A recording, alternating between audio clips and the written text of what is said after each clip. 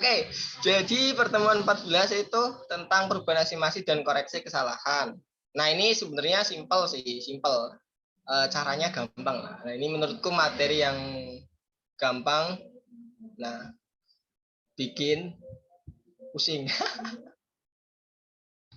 Gampang bikin pusing. Bukan gampang ya, tapi gampang bikin pusing. Bikin pusingnya karena ya kita harus ngelogika lah. Kayak kita harus berimajinasi gitu, mengandalkan pengendalian imajinasi kita ya. Nanti kalau misalkan ini salah, akun ini yang naik, akun ini yang turun, akun ini yang harus diperbaiki. Terus misalkan hari ini XP-nya lebih tinggi, berarti kalau XP-nya lebih tinggi, net income-nya lebih rendah, understated.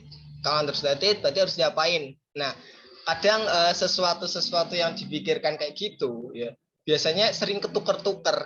Itu sih yang bikin pusing itu. Kadang kita mikirnya lama, ini kemana ya, ini kemana ya gitu. Kalau nggak biasa tuh biasanya lama mikirnya. Cuma ya nggak apa-apa, nanti kalau misalkan mikirnya lama ada triknya nanti, biar biar biar tetap lama, maksudnya nggak tetap lama sih, maksudnya tetap lama tapi bener lah, seenggaknya bener ya. Ketimbang kalian udah mikir lama-lama tapi ternyata hasilnya salah ya, mending mikir cepet hasilnya bener. Nah, jadi ini overview RPS-nya nih. Jadi kita ngobrolin tentang perubahan estimasi ya. Mungkin kan kalian udah sering denger lah estimasi ya. Estimasi masa manfaat misalkan. Jadi misalkan kalian punya gedung, terus masa manfaatnya 10 tahun. Nah, itu bukan berarti umur gedung 10 tahun. Enggak. Jadi umur tuh enggak ada yang tahu, termasuk untuk gedung. Ya. Jadi akuntansi juga mengestimasikan. Dokter kalau misalkan punya pasien kena penyakit kronis juga itu estimasi. Mohon maaf, Bapak, umur Bapak tinggal sebentar lagi, misalkan 1 bulan lagi. Ternyata besoknya mati. Ya berarti kan estimasi dokter salah. Nah, itu yang namanya estimasi. Jadi estimasi itu bisa berubah. Dalam akuntan estimasi itu biasa banget ya. Paling sering ditemui ya estimasi masa manfaat, estimasi apalagi? Estimasi apa ya? Estimasi mas, ya nantilah. Estimasi ini alokasi BDP expense. Nah, jadi nanti banyak lah estimasi-estimasi. Kemudian koreksi kesalahan. Jadi yang namanya manusia juga tidak luput dari kesalahan. Adalah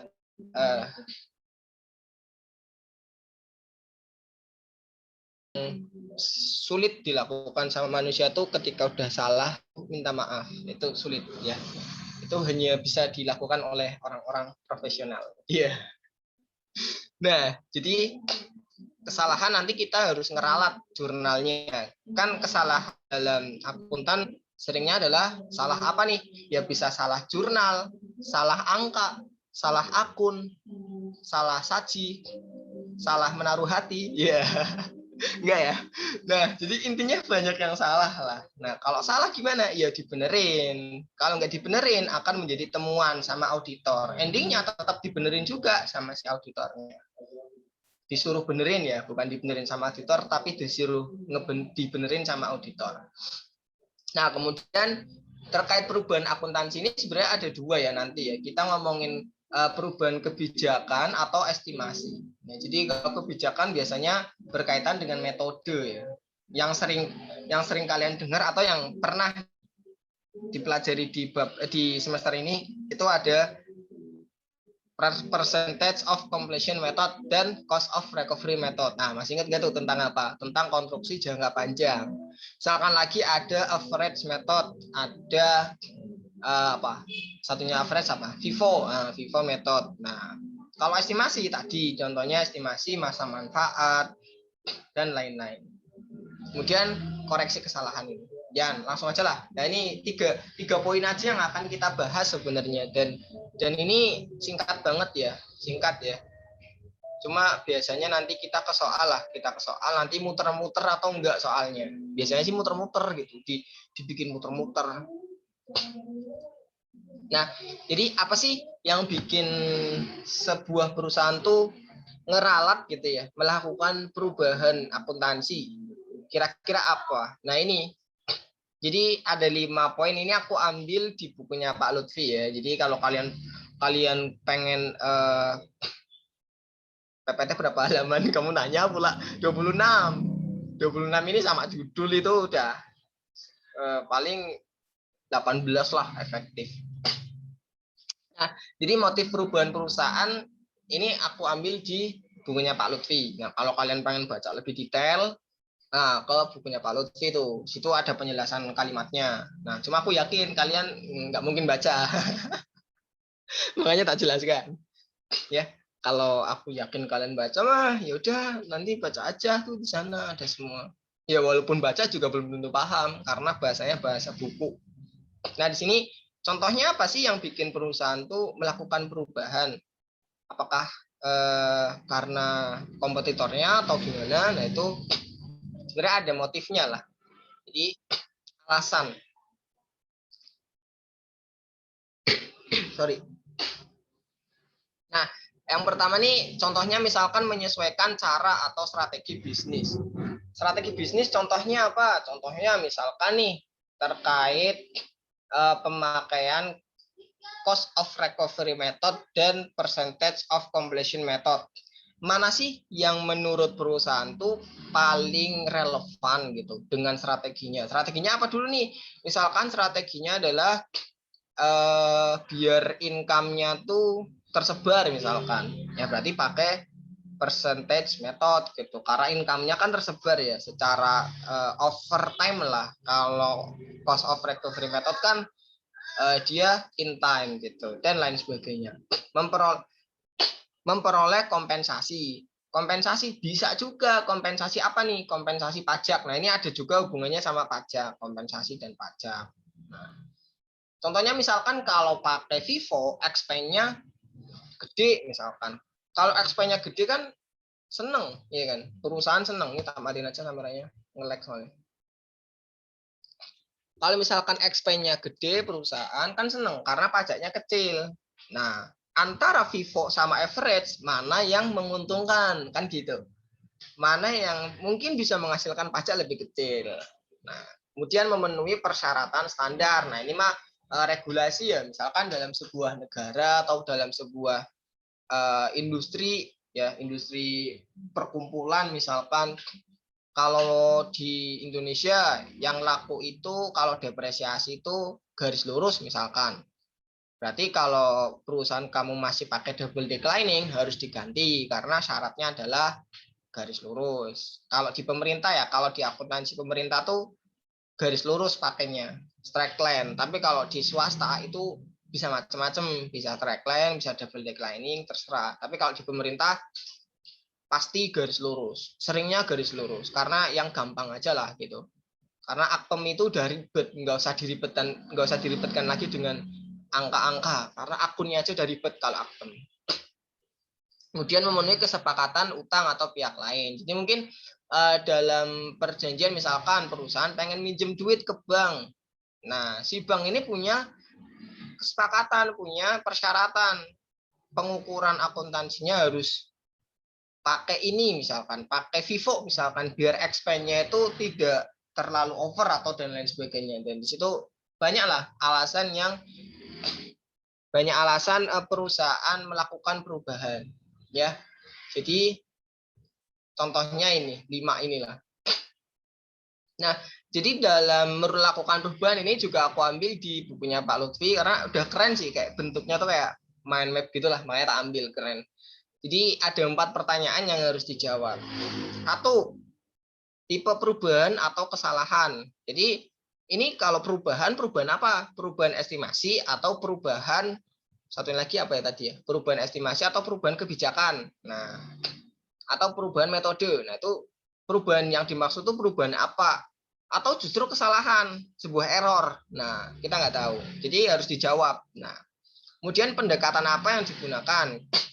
Jadi kan banyak tuh ada ya kalian udah sering lah menemui pendekatan-pendekatan, misalkan ada pendekatan aset, pendekatan expense, itu kalau misalkan mengakui jurnal pembalik ya, itu kan ada ya, pendekatan aset dan pendekatan income statement dan pendekatan neraca itu kan ada. Jadi pendekatan apa sih yang dipakai? Pendekatan sini bukan PDKT yang tadi dibilangin ya, lewat setting ya, terus nyaman, terus tahu-tahu dia bersama yang lain, enggak ya. Nah, yang ketiga, jurnal. Kita udah melakukan perubahan, kita udah menentukan. Nah, terus kita kenapa? Ya bikin jurnal dong, jurnal koreksi. Nah, jadi setelah kita melakukan analisis tipe perubahan yang apa, kemudian cara-caranya gimana, barulah kita lakukan jurnal. Nah, ini yang sering keluar di soal jurnal. Iyalah, kan stand gitu. Kalau nggak ada jurnal nggak afdol ya. Nah, kalau udah ngejurnal ya, kan otomatis jurnalnya beda dong. Before perubahan dengan after ya, itu jurnalnya pasti beda dan pengaruhnya kemana. Nah, itu beda-beda nanti. Kemudian dampaknya ke laporan keuangan. Iyalah, kalau misalkan jurnalnya berubah, otomatis laporan keuangannya juga berubah dong. Gitu. Next ya. Nah, jadi di sini ada dua perubahan lah. Saya katakan dua perubahan. Ada perubahan estimasi, ya. Ada perubahan prinsip. Ya, kalau kamu mau tambahin satu lagi nggak apa-apa. Ya, perubahan sifatnya. Oke, perubahan estimasi dan perubahan prinsip. Nah, ini perubahan estimasi. Ini aku ambil dari punya Pak Lutfi juga karena udah sangat-sangat membantu lah. Jadi kalian bisa menghafal juga. Nah, kalau perubahan estimasi, ya contohnya apa? Ya ini taksiran-taksiran lah, suatu item sehingga nilainya berubah. Nah, misalkan persentase, faktor-faktor depresiasi, deflasi, amortisasi. Ini contoh-contohnya udah ada. Persentase misalkan bad debt expense. Nah, bad debt expense estimasinya kan biasanya bisa pakai persentase ya. Persentase terhadap sales, atau persentase terhadap AR. Nah, kan gini. Persentasenya ini kan suka-suka perusahaan. Antara perusahaan yang satu dengan yang lain kan bisa beda. Misalkan perusahaan A persentasenya 2%. Boleh nggak? Ya boleh. Perusahaan B misalkan 3%. Nah, terus ternyata nih perusahaan A 2%, perusahaan B 3%.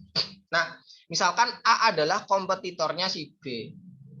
Nah, si A ini ternyata menaikkan BDE jadi 5%. Kok tinggi banget ya? Kenapa? Kok tinggi banget? Kenapa? Kan si B mungkin karena kudet dengan masalah global, dia nggak tahu tuh masalah global ada apa. Padahal ada COVID misalkan, pandemi. Kalau ada pandemi kan piutang jadi jarang tertagih ya, karena ya kondisi ekonomi lagi pailit, makanya BDE-nya dinaikkan gitu. Jadi 5% estimasinya. Si B nggak tahu kondisi global, dia terlalu nolep gitu di rumah doang. Ya, dia tahunya dari A, ya udah ikut-ikutan aja naikin. Jadi 5%. Ya, tapi kan keputusan mereka berdua didasarkan dengan motif kan. Kalau A motifnya adalah ekonomi global karena lagi pandemi, ya. Orang-orang yang ngutang ke dia otomatis pada macet tuh kreditnya. Ya, kalau pada macet ya kita sisihkan lebih banyak BDE-nya. Nah, si B juga punya motif ya, karena walaupun motifnya rada-rada on gitulah, itu cuma ikut-ikutan kompetitornya, tapi itu bisa menjadi dasar. Kalau untuk estimasi mah gampang ya, nggak terlalu ribet. Tapi yang terlalu ribet nanti ini perubahan prinsip ya. Kalau perubahan prinsip tuh nggak sembarangan boleh dilakukan gitu. Jadi ada regulasinya lah. Jadi kamu nggak bisa nih tahun ini Vivo, tahun depan average, tahun depannya lagi Vivo, balik lagi, terus tahun depannya lagi average cost. Nah, nggak bisa segampang itu. Tapi kalau estimasi yang berupa taksiran-taksiran itu masih bisa fleksibel lah.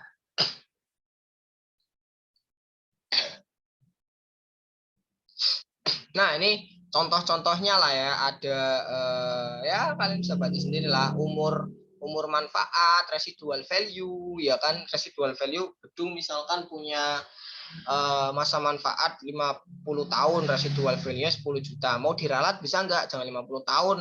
60 tahun masa manfaatnya 0, bisa gitu.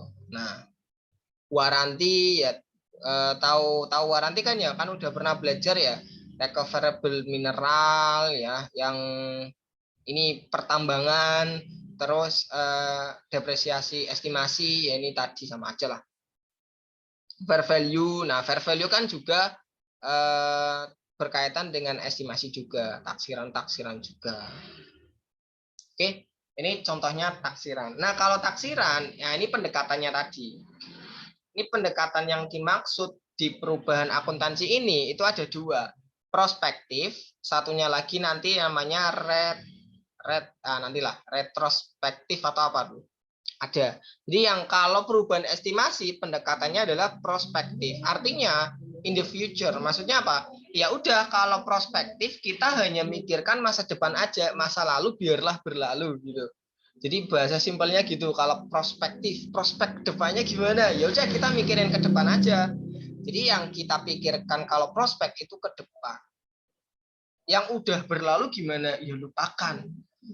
Aku menerimamu apa adanya gitu misalnya. Masa lalumu biarlah berlalu, aku sama kamu tuh kita pengen butuhnya ke masa depan. Nah kayak gitulah, jadi perspektif tuh masa depan. Jadi yang misalkan nih depresiasi expense awalnya misalkan masa manfaatnya 10 tahun, terus pas 5 tahun itu berubah. Nah ya udah, yang udah menjadi expense di sebelum-sebelumnya biarin aja, nggak usah dikoreksi. Ya, itu yang dimaksud dengan prospektif. Ini apa? Ini apa nih? Oh ini penjelasan kata-katanya lah. Yang lalu dibiarkan saja. Jadi sesuaikan pada periode perubahan. Ya udah, disesuaikannya pada periode perubahannya aja. Saat itu juga sebenarnya. Yang lalu biarkan saja. Oke. Nah, ini contohnya yang paling gampang tuh depresiasi lah. Depresiasi. Jadi si Bambang nih beli equipment harganya $510. Ya kan? Masa manfaatnya 10 tahun. Nilai residu 10.000. Metode Strickland. Nah, berarti kalau Strickland depresiasinya berapa? Berarti kan 510 dikurangi 10.000 dibagi 10. Ketemunya berapa nanti? Depresiasi per tahunnya 50.000. Ya kan ya? Nah, ini nolnya belasan satu nih. Atau mengubah estimasi masa manfaat. Ini kalau suaraku putus-putus bilang ya. Tes. Kalau suaraku putus-putus bilang ya. Soalnya tadi ada tulisan internet nggak stabil ya. Nah, jadi pada tahun ke-8 ternyata mengubah estimasi masa manfaat jadi 15 tahun. Jadi kan kita awalnya mengestimasikan 10 tahun. Terus sudah 7 tahun berjalan. 7 tahun udah berjalan nih. Berarti sisa berapa? Sisa 3 tahun kan. Nah, ternyata kita mengestimasikan di sini menjadi ya. Nah, ini perlu dipahami juga. Kata-kata menjadi dan kata-kata misalkan 15 tahun lagi. Nah, itu beda makna. Kalau misalkan di sini kata-katanya, jadi pahami konteksnya gitu. Ternyata mengubah estimasi masa manfaat equipment menjadi 15 tahun. Berarti awalnya 10 tahun menjadi 15 tahun. Ya kan?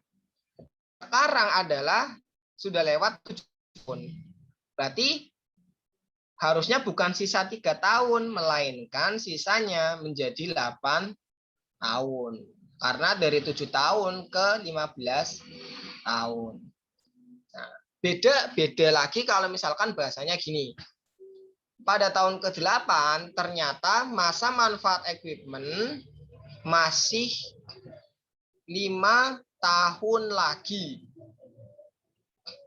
Nah, kalau kata-katanya 5 tahun lagi, berarti awalnya kan sisanya kan 3 tahun nih. Kan udah 10 tahun, kemudian masa manfaatnya 10 tahun, udah jalan 7 tahun, sisanya kan 3 tahun. Kemudian ada statement 5 tahun lagi. Berarti yang 3 tahun ini nggak benar. Ternyata yang benar adalah 5 tahun lagi. Nah, sisanya 5 tahun. Jadi bedakan pahami konteksnya gitu, pahami bahasanya, karena ya sering lah kadang tuh gagal paham lah dengan soal. Jadi kalau ini kan bahasanya menjadi 15 tahun, maka sisanya adalah 8 tahun. Analisisnya gimana? Analisisnya yang pertama, kita tentukan dulu dong depresiasi per tahunnya berapa sih? Berarti kan 510 dikurangi 10.000 nilai residunya dibagi 10. Sama dengan 50.000 harusnya nih ya. Ini salah nih, tipe 50.000. Nah, ini balik lagi ke soal bentar. Nilai residunya awalnya 10.000 ternyata menjadi 5.000 nanti. Setelah melakukan perubahan estimasi. Nah, langkah 2 menentukan book value sampai akhir tahun. Iya dong. Karena kita akan menentukan basis depresiasi yang baru nanti. Jadi kan ini udah didepresiasi 7 tahun kan, depresiasi 7 kali. Berarti kan nanti 7 dikalikan 50.000 nih, tiponya kenapa? 14 sampai sini. 7 kali 50.000, nah sininya benar 350.000. Ini kan yang udah didepresiasi. Berarti ini yang sudah menjadi depresiasi expense. Kalau depresiasi expense-nya sekian, berarti kan akumulasi depresiasinya juga 350.000 ya. Maka book value-nya adalah 510 dikurangi akumulasi depresiasinya, sehingga book value-nya ketemu 160.000. Nah, yang 160.000 ini didepresiasi dengan rules yang baru, dengan estimasi yang baru. Yang baru itu apa? Yang baru berarti masa manfaatnya 15 tahun atau sisanya, tadi kita ngitung sisanya adalah 8 tahun lagi.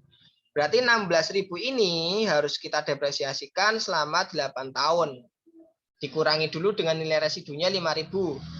5.000 dibagi 8. Nah, nanti ketemunya berapa? Lah, angka inilah yang menjadi angka depresiasi expense yang baru. Nah, terus yang lama gimana? Yang udah lewat, ya udah karena ini prospektif, kita pandangannya ke depan aja. Yang lalu ya udah biarkan saja. Jadi kita nggak perlu ngebalik expense ini. Ini berarti kalau misalkan expense-nya diakui 50.000, terus misalkan di sini misalkan di sini 20.000 misalkan. Berarti kita ngakuin expense-nya lebih tinggi dong. Berarti kita harus, nah nggak perlu ya. Kalian nggak perlu pusing-pusing mikirin yang udah lewat. Jadi pikirkan aja dari masa depan. Nah, ini perhitungannya.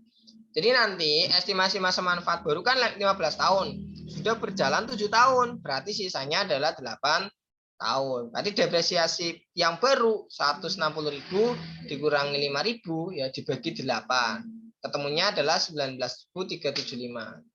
Nah, barulah kita ngejurnal.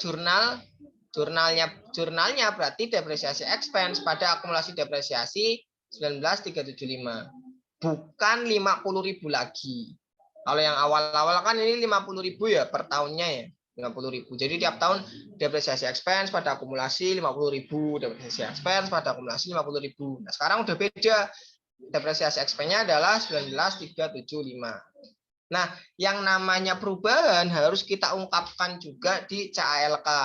Jadi ada catatannya, perusahaan melakukan perubahan estimasi masa manfaat dari 10 tahun menjadi 15 tahun pada equipment jenis ini misalkan. Nah, itu dijelaskan lah di CLK-nya. Cuma di sini nggak perlu lah ya, nggak perlu kalian tulis, nggak perlu, cukup sampai sini. Kalau ujian biasanya ditanyakan sampai jurnal aja.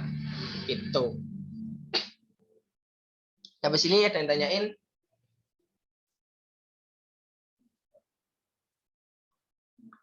Tanyain nggak? Kalau nggak ada, kita lanjut nih. Yang nggak ada. Lanjut ya. Ini soalnya materinya gampang. Jadi diusahakan jangan tanya. Materinya mah gampang, soalnya men muter-muter biasanya. Nah, di sini ini mulai rada-rada sulit nih. Jadi di sini ada jenis prinsip ya, perubahan prinsip. Nah, prinsip akuntansi di bab awal ya, prinsip measurement, revenue recognition, sama full disclosure. Nah, ada 4.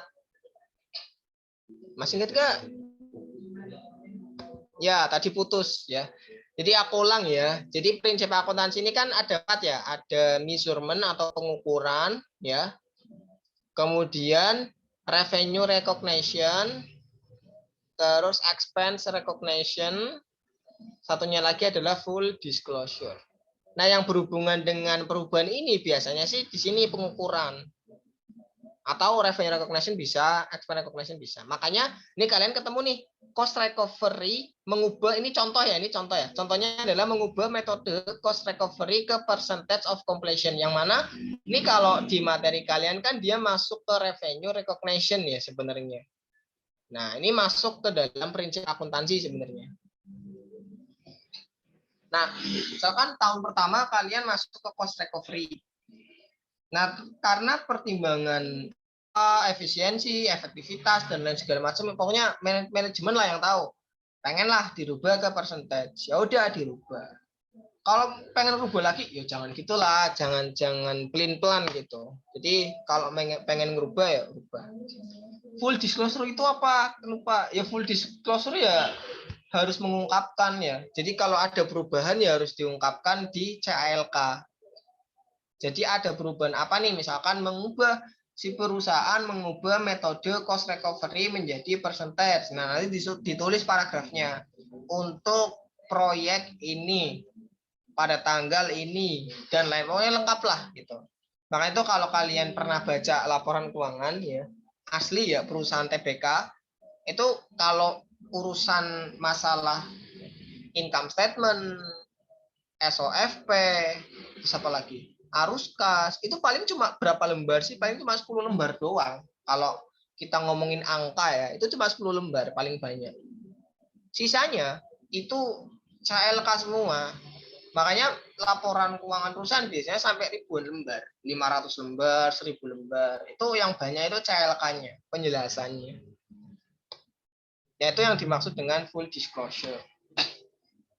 Nah, kalau di sini pendekatannya adalah retrospektif.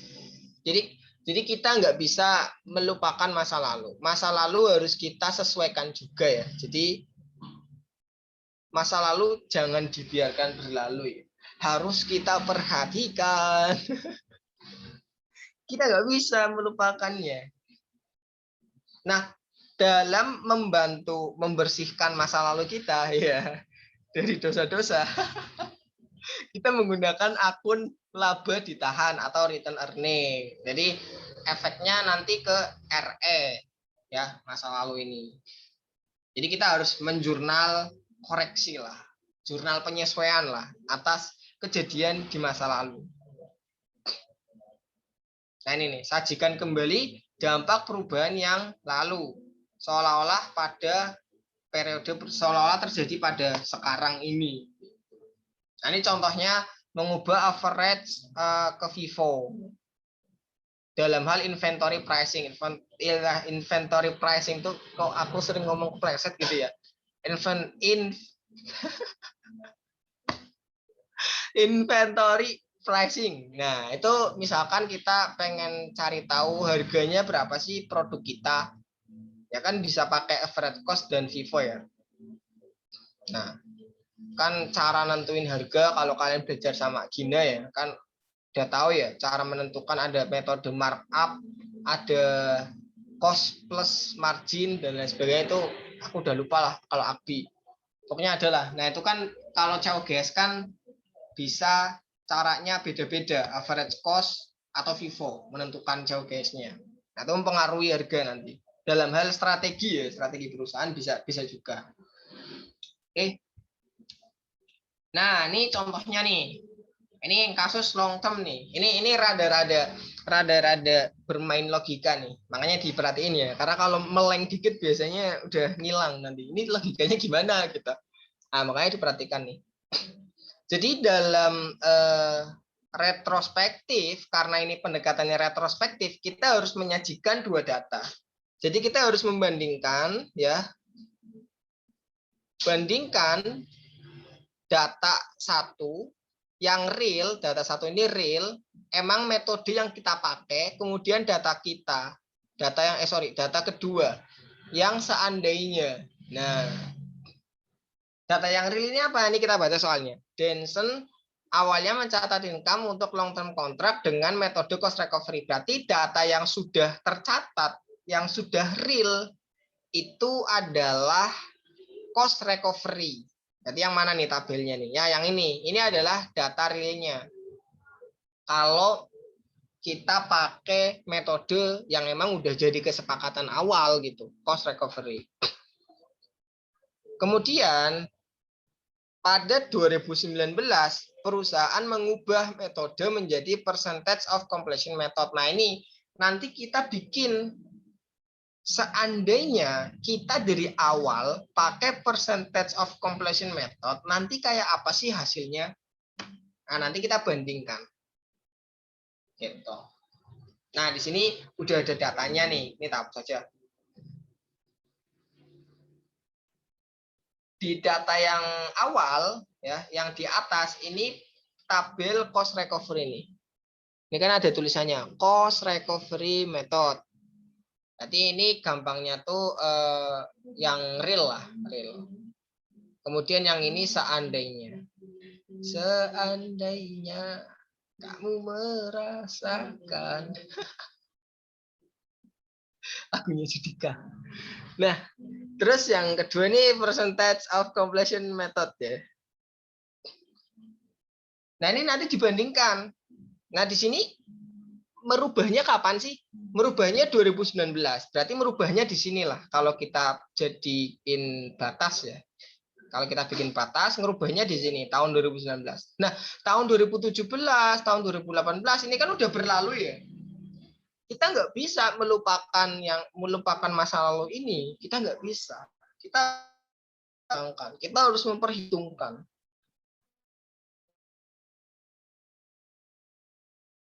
Income-nya kena nanti, efeknya nanti kena income. Jadi efek perubahannya nanti mempengaruhi net income. Sedangkan net income ini kan ditutup ya, ditutup ke return earning. Nah, makanya tadi dibilang di awal, dalam menyesuaikannya nanti kita akan menggunakan akun RE. Gunanya gimana? Nah, nanti. Nah, sekarang kita cobalah baca dulu lah, baca soalnya dulu, kita pahami dulu.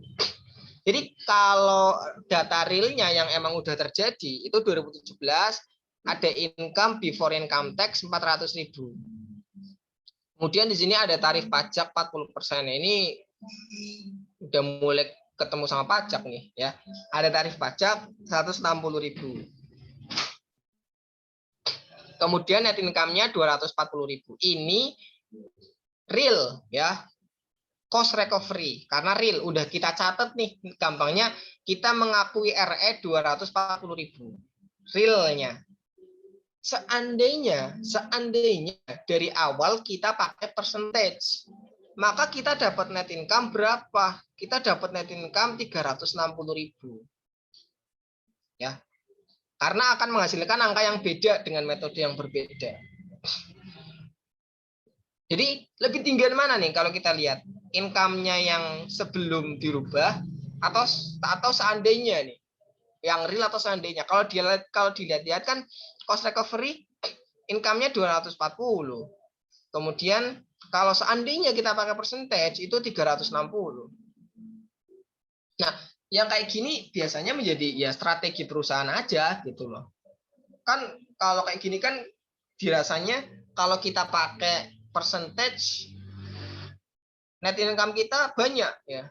RE kita, return earning kita jadi banyak. Dan itu menjadi memperbagus laporan keuangan. Kemudian di tahun 2018. Nah, ini 2018 income before income tax-nya sekian, income tax-nya 40% sekian, sehingga ketemu net income-nya 96. Seandainya nih, ini kita ngomongin seandainya kita pakai percentage method, kita akan dapat net income-nya 108. Nah, kemudian di sini ada batas. Just gitu ya. Di 2019 akhirnya kita memutuskan. Mungkin nih ya, mungkin behind the scene manager kayak gini ngomongnya. Aduh, kok kalau misalkan cost recovery ini kok net income-nya dikit ya? Kalau kita pakai percentage method kok net income-nya banyak ya? Apa nanti 2019 kita ganti metode aja apa ya? Nah, mungkin behind the scene-nya kayak gitulah manajernya. Akhirnya 2019 kita ubah metode. Berarti 2019 kita pakai yang mana? Kita pakai yang ini dong. Ini bukan seandainya lagi, tapi udah menjadi real.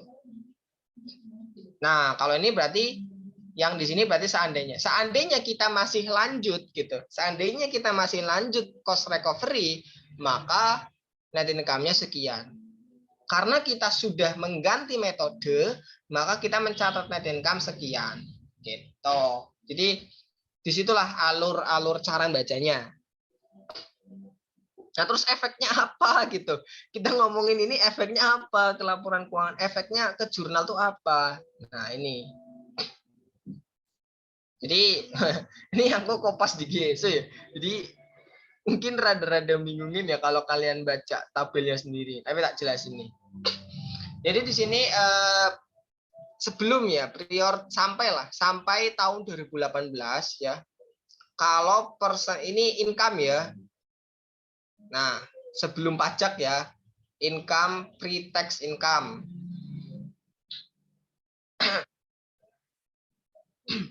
Nah, di sini percentage of completion method itu 600.000. 600.000 ini dapat dari mana?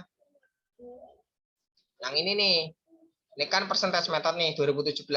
2017 kan sebelum 2018. Iyalah. 600.000. Kalau cost recovery 400.000. Ini masukin aja sebenarnya. Ini kalau percentage method 600.000, kalau cost recovery 400.000.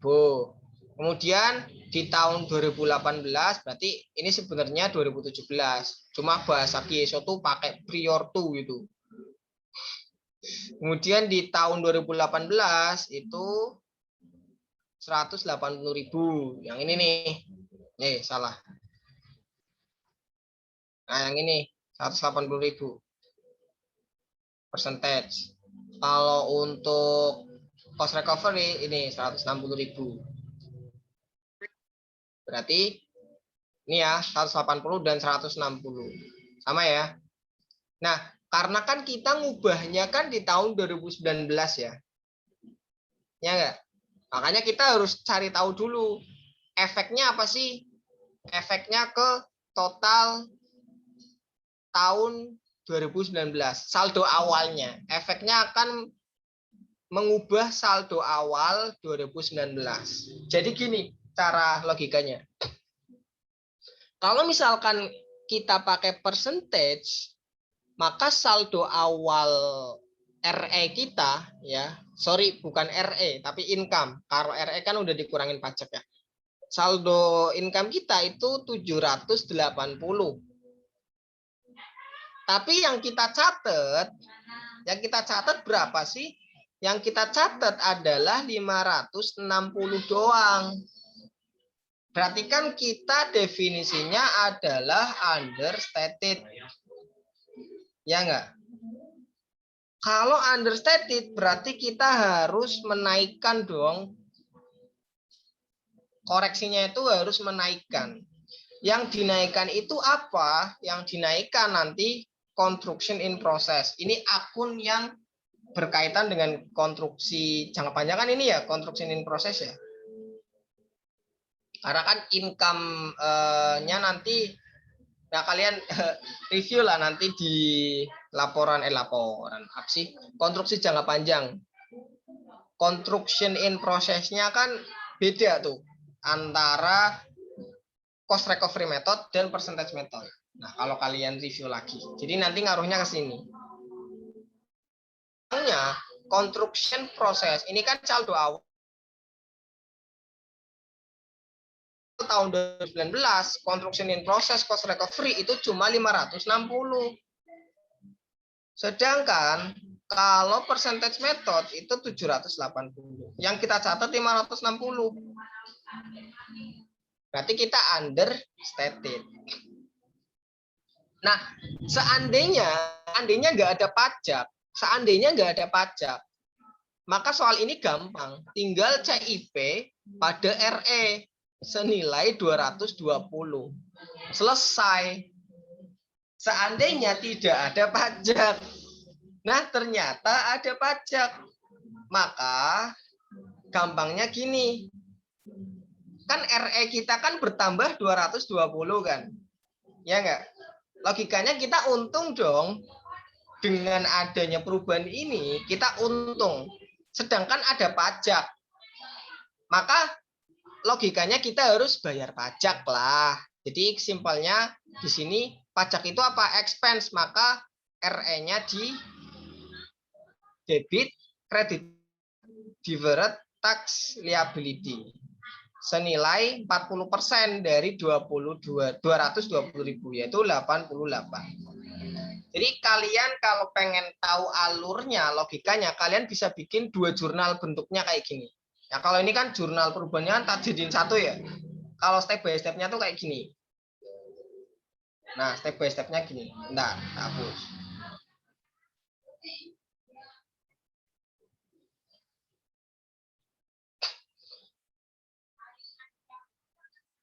Nah, jadi awalnya mungkin kita lupa. Jadi kalau kayak gini mah bingung ya. Kalau kayak gini mungkin kalian bingung ya cara-cara tabel gini. Nah, makanya tak kasih yang rada kita bermain logika lah. Jadi awalnya berarti kan sampai sini aja. Nah, berarti understated lah. Understated.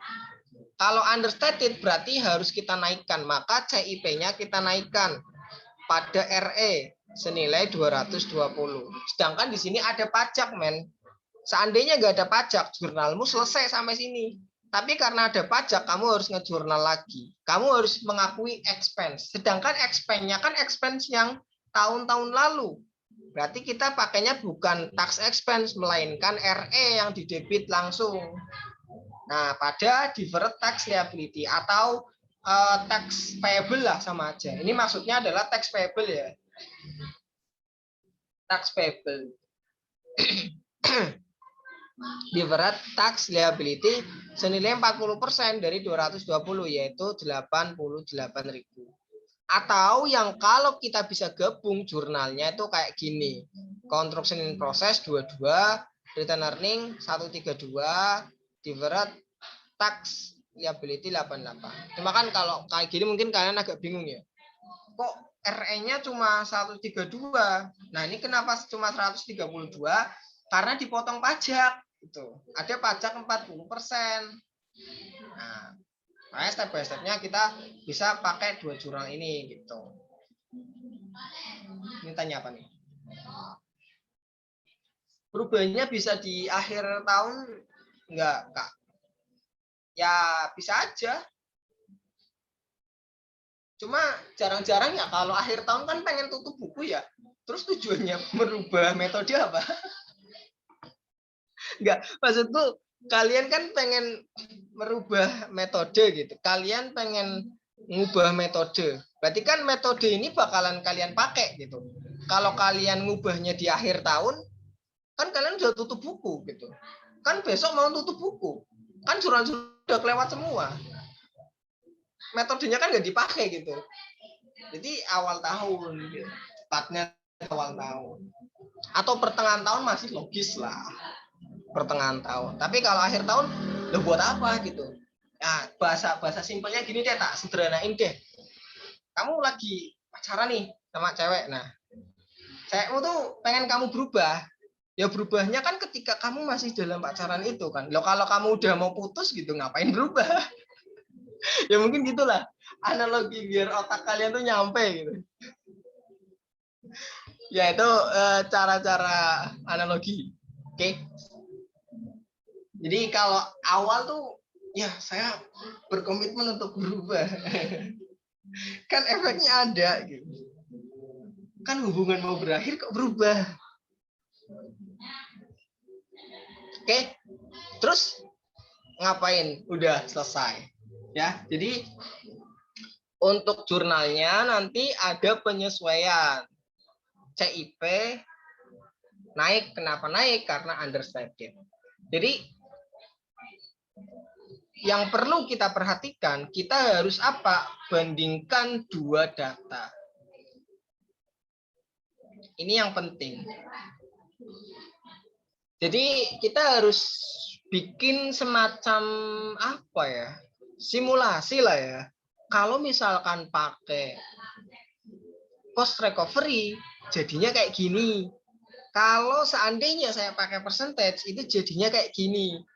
Nah, nanti dibandingkan tuh perbedaannya berapa sih? Nah, itulah yang disesuaikan. Oke.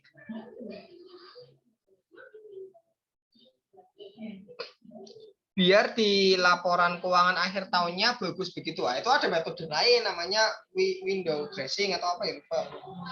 Bagus laporan keuangan itu sering dilakukan sama perusahaan, tapi ya nggak ngubah metode lah. Masih ada cara yang lebih keren kali ketimbang mengubah metode. Kalau metode kan yang berubah paling cuma satu apa doang, misalkan konstruksi ya satu akun doang yang berubah, konstruksi dan proses kan gitu contohnya. Vivo misalkan nanti yang berubah inventory-nya doang misalkan. Tapi kalau laporan keuangan kan keseluruhan, itu ada caranya sendiri men. Itu ada ya. Tidak efektif lah. Jadi awal tahun atau pertengahan tahun itu masih bisa diterima. Kalau akhir tahun mengubah metode ini kayak gimana gitu. Kalau akhir tahun biasanya bukan metode tapi error. Nah, biasanya error tuh kesalahan-kesalahan biasanya ditemukan. Nah, jurnalnya masuk ke jurnal akhir tahun biasanya. Oke, next ya, ini kasus yang kedua. Kasus yang kedua ini contohnya adalah inventory. Mengubah dari average, awalnya average method menjadi FIFO.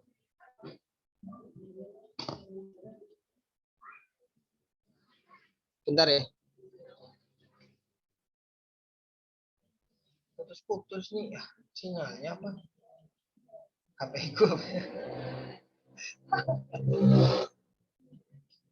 Nah, lihat ya. Jadi awalnya average, terus berubah jadi FIFO. Sini perusahaan mulai beroperasi 1 Januari 2017. Ada modal awal senilai 100. Ini mah buat data lain aja. Ini buat laporan keuangan sih nanti. Tapi yang mempengaruhi jurnal nanti data ini. Jadi misalkan nih, ini kalau apa nih? Oke, ini adalah data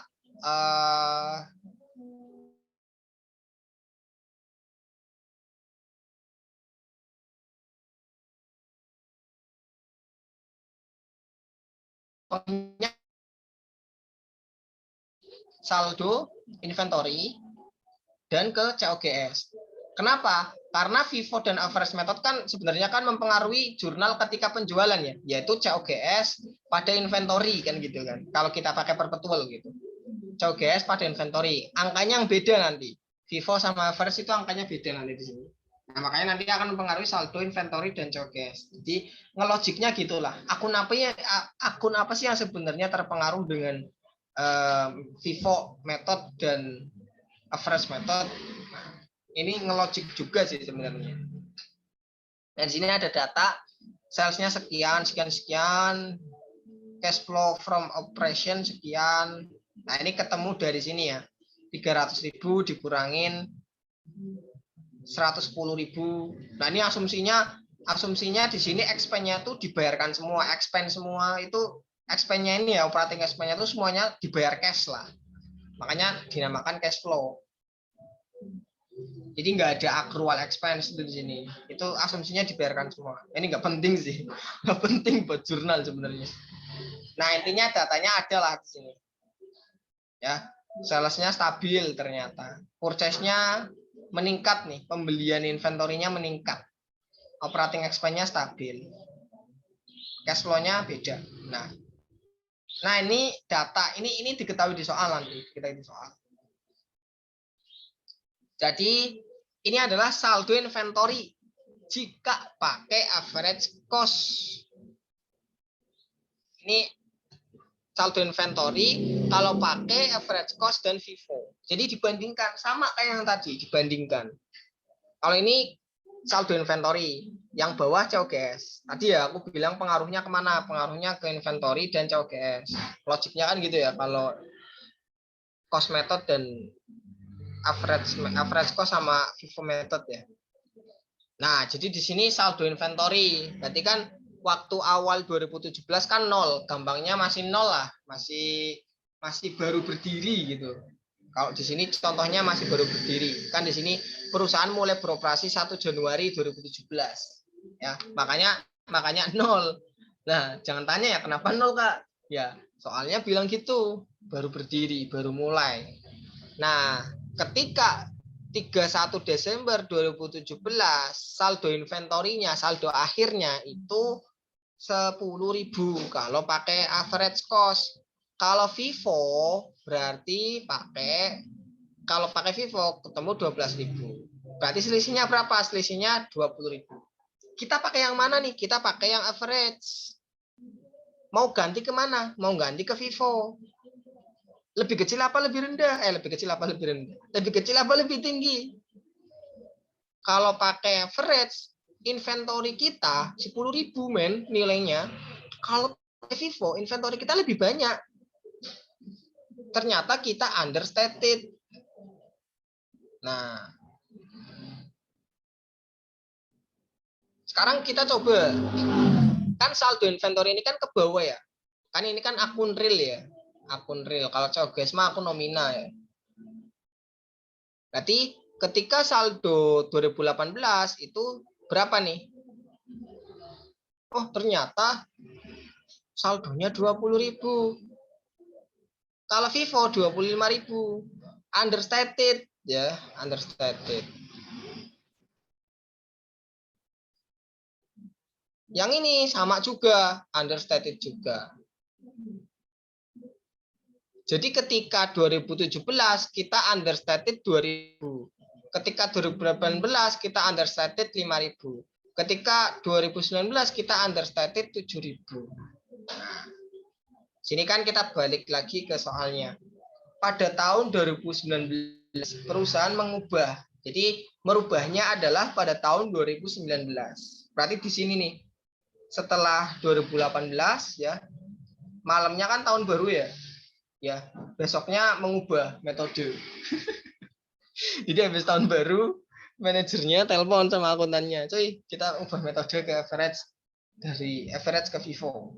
Nah, akuntannya pusing. Nah, ini COGS-nya. Kalau COGS-nya 80.000. FIFO-nya 78.000. Berarti kita under apa over? Kalau dari sisi COGS, kita berarti over ya, terlalu tinggi. Kita overstated. Nah, tapi kalau kita ngebayangin gitu, efeknya ke laporan keuangan, ke income statement, yang mana hasil akhirnya adalah net income. Berarti kalau COGS kita lebih tinggi, otomatis net income kita lebih rendah dong. Maka net income kita understated. Nah, jadi logika-logika gini perlu dibiasakan lah. Pas 2018, nah COGS-nya over, net income-nya under. 2019 sama ya, COGS-nya over, net income-nya under. Oke, ini kan sebenarnya kan efeknya kan ke sini ya. Ini kan COGS 2000 over, efeknya inventory ya kan. Sini 2018 over 3000. Inventory-nya 2000 ditambah 3000, jadi ketemunya 5000. Mungkin di sini berarti 5000 tambah 2000 ketemunya 7000. Nah, itu mah cocokologi lah, bahasa akunya cocokologi aja. Tapi sebenarnya emang perhitungannya gitu loh. Asal usulnya kenapa kok ini 2000, 5000, 7000? Ini efeknya sebenarnya dari sini. Karena kan kita kan COGS dan inventory ini jurnalnya saling terkait ya. Ketika penjualan COGS pada inventory, COGS pada inventory. Makanya dua akun inilah yang akan berubah. Next ya. Nah, sekarang kita bandingkan net income. Operating expense ini diketahui ya di soal tadi ya, di awal 100.000 semua. Nah, di sini kan COGS-nya kan udah ada di data nih. Udah ada di data. Jadi kan kita ngitung sales dikurangi, ini kalau average cost ya. Sales kurangi COGS, kurangi operating expense, ketemu 120.000. 2018 100.000. Berarti kan ketika 2019 udah ganti ya metode ya. Nah, berarti ketika 2017 dan 2018 kita pakai yang ini average. Ketika 2019 kita udah pindah jadi yang ini. Nah, berarti kan yang perlu disesuaikan yang mana? Yang udah lewat. Yang 2019 kan belum ya. Barat kata belum lah, belum lewat. Yang udah lewat yang mana? 2017 dan 2018. Berarti net income-nya berapa nih kalau kita total? 120 tambah 100.000 atau gini aja. 120 bandingin sama 122. Selisihnya berapa? Berarti kita understated ya, understated net income. Nah, kalau understated berarti harus ditambahkan dong. Berarti net income kita harus bertambah. Berarti RE di kredit 2000 nanti. Terus di sini juga 2018 understated juga 3000. Berarti 2000 tambah 3000 ketemunya 5000. Debitnya apa? Debitnya masuk ke inventory. Nah, ini jurnalnya nanti. 5.000 inventory pada RE. Sebenarnya bukan RE sih, sebenarnya inventory pada COGS. Jadi ngebalik jurnal yang biasa aja. Kan kalau COGS pada inventory pada COGS. Jadi cuma bolak-balik aja. Cuma karena ini udah kelewat, maka COGS ini akunnya udah ditutup kan ya ke RE. Makanya langsung menyesuaikan RE-nya. Jadi kalau pakai cara tabel ini mungkin kalian rada-rada bingung ya. Tak jelasin deh di tabel. Jadi kan kita nggak perlu menyesuaikan sampai 2019 ya. Cukup sampai awal 2019 saja. Karena mengubah metodenya kan pada awal 2019. Jadi yang perlu kita sesuaikan sebelum itu, sebelum metodenya berubah. Berarti ini tadi net income-nya 120, FIFO 122. Berarti kan kita understated. Nah, 2018 understated 3000. Kalau kita total sampai 2019 kita understated 5000. Understated. Karena understated net income-nya maka harus dinaikkan biar seimbang. Under namanya juga under ya. Lebih rendah maka harus kita naikkan supaya sama. Berarti RE-nya harus kita debit kredit ya 5000. Debitnya inventory. Sampai sini ada yang nanyain. Jadi sebenarnya ngelogik aja sih.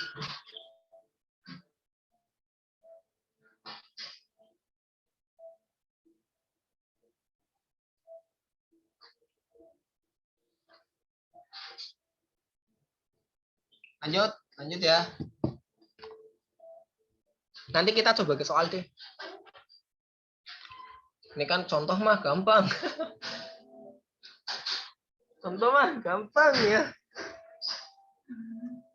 Koreksi kesalahan. Nah, ini juga penting nih.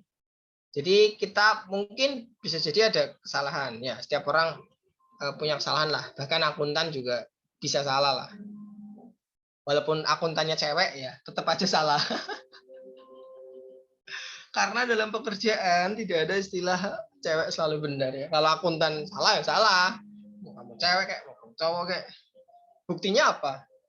Kalau cewek selalu benar, ujian para cewek nilainya 100 semua. Ternyata tidak kan.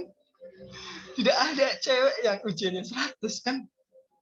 Ya, karena itulah cewek bisa salah. Bahkan ketika dosennya adalah cowok. Oke, lanjut ya. Koreksi kesalahan. Jadi di sini ada counterbalance sama non counterbalance. Bedanya apa nih?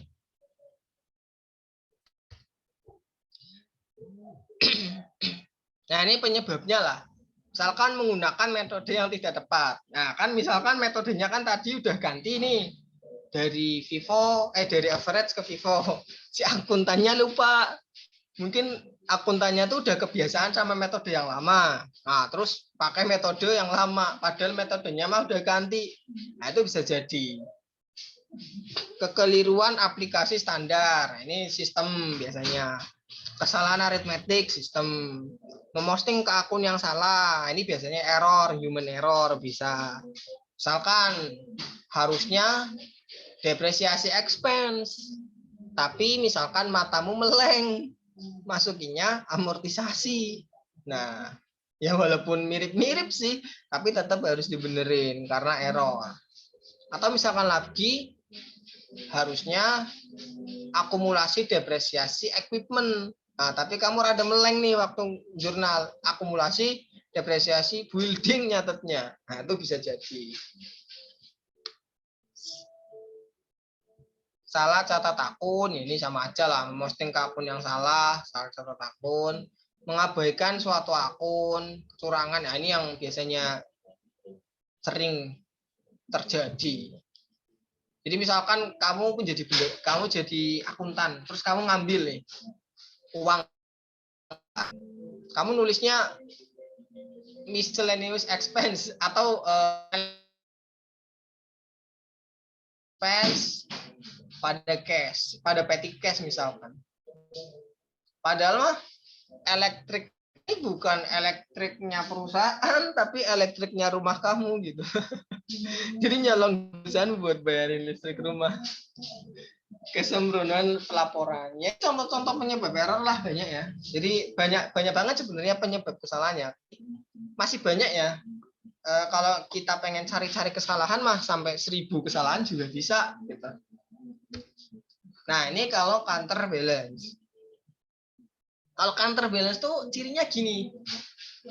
Bisa secara otomatis terbenarkan. Maksudnya terbenarkan tuh apa? Ya, gampangnya gini. Ini cara ngomong kasarnya, cara ngomong gampangnya lah, simpelnya. Gampangnya gini. Tahun pertama, nah itu salah. Nah, tahun kedua kan ikut salah juga. Nah, salah ketemu salah jadi bener. Cara gampangnya gitu. Jadi kesalahan yang pertama yaitu masih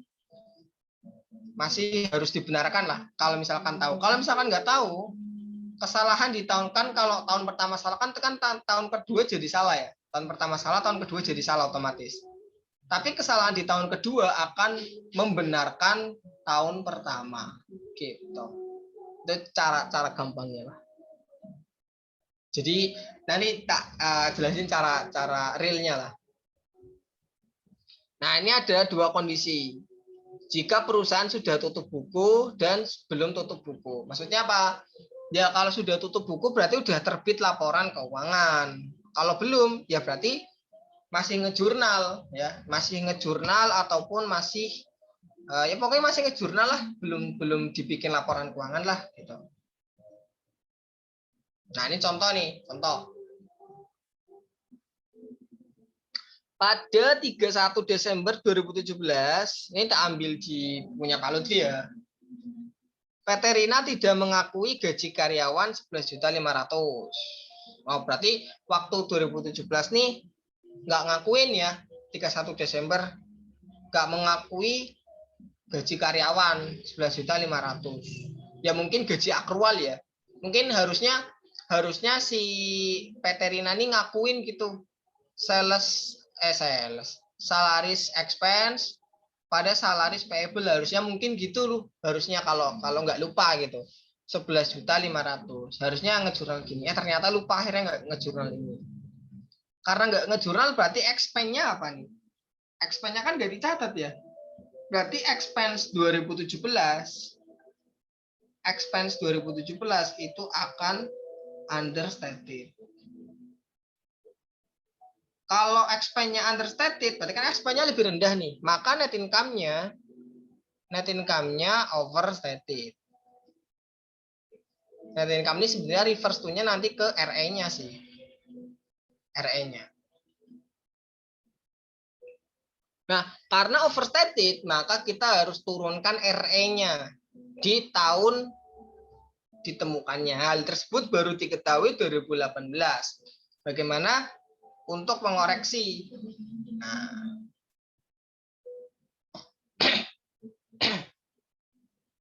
koreksinya gimana? Ya berarti RE pada ini salaris expense 11.500.000. Ini kalau belum tutup buku. Kalau tutup buku nggak ada jurnal. Kenapa nggak ada jurnal? Karena nanti di sini kan expense-nya understated. Apa nih? Tanya apa nih? Iya nanti tak jelasin. Santai. Kenapa kredit? Kenapa nggak debit? Santai. Nih.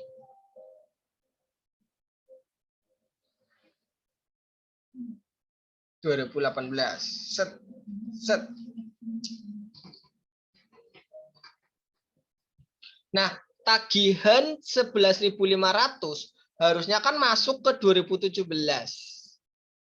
Tapi nggak dicatat dan dicatatnya di 2018. Jadi ketika gampangnya gini, ketika misalkan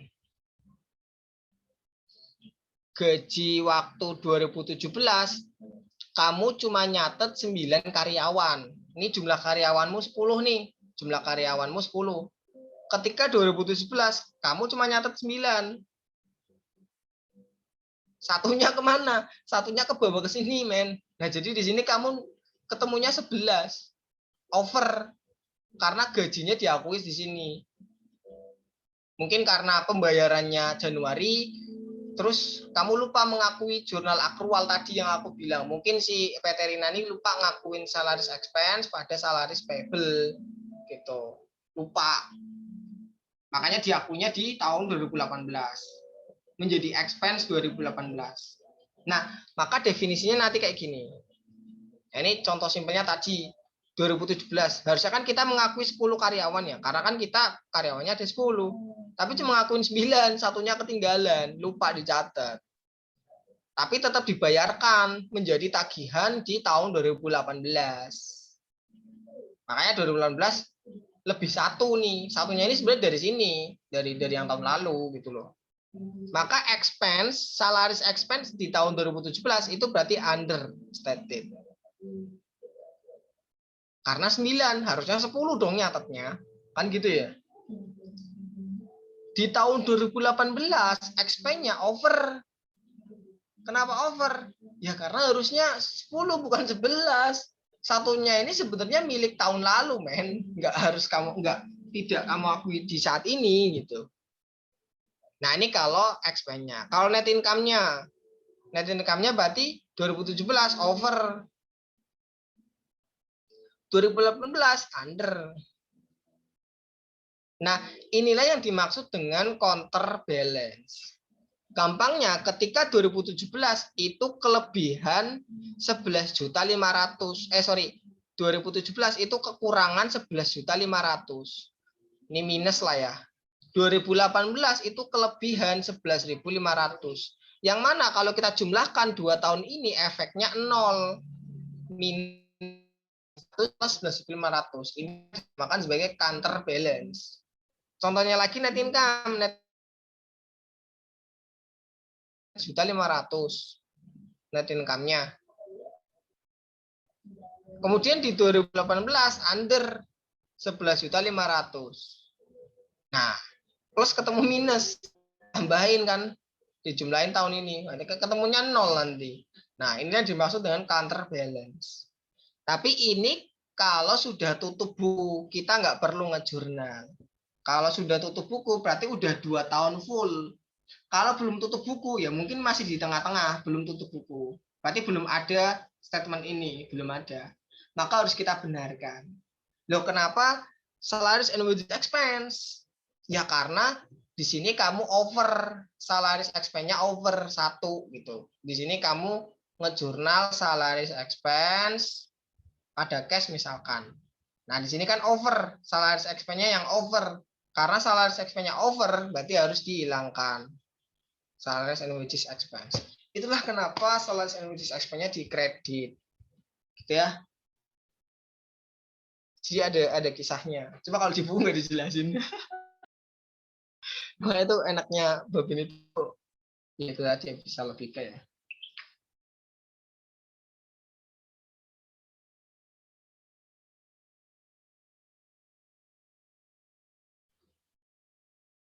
Nah, teks ya.